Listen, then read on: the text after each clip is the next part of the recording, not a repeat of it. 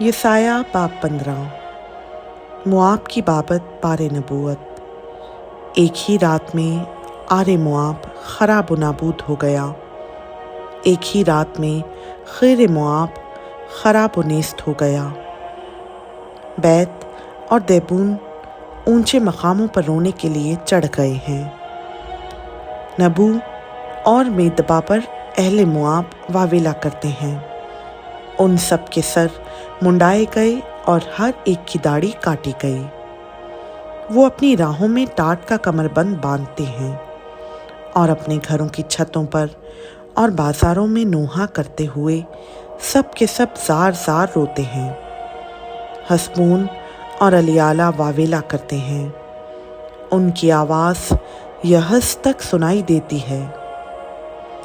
اس پر مواب کے مسلح سپاہی چلا چلا کر روتے ہیں۔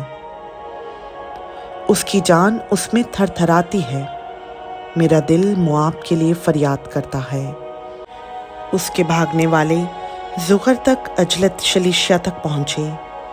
ہاں، وہ لوہیت کی چڑھائی پر روتے ہوئے چڑھ جاتے اور ہورونائم کی راہ میں ہلاکت پر واویلا کرتے ہیں، کیونکہ نمریم کی نہریں خراب ہو گئیں، کیونکہ گھاس کملا گئی اور سبزہ مرجھا گیا اور رویدگی کا نام نہ رہا۔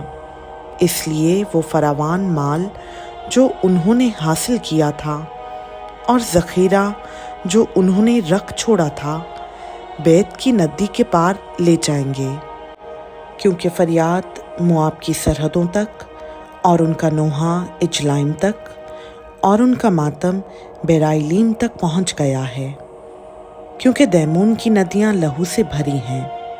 میں دیمون پر زیادہ مصیبت لاؤں گا، کیونکہ اس پر جو مواب میں سے بچ کر بھاگے گا، اور اس ملک کے باقی لوگوں پر ایک شیر ببر بھیجوں گا۔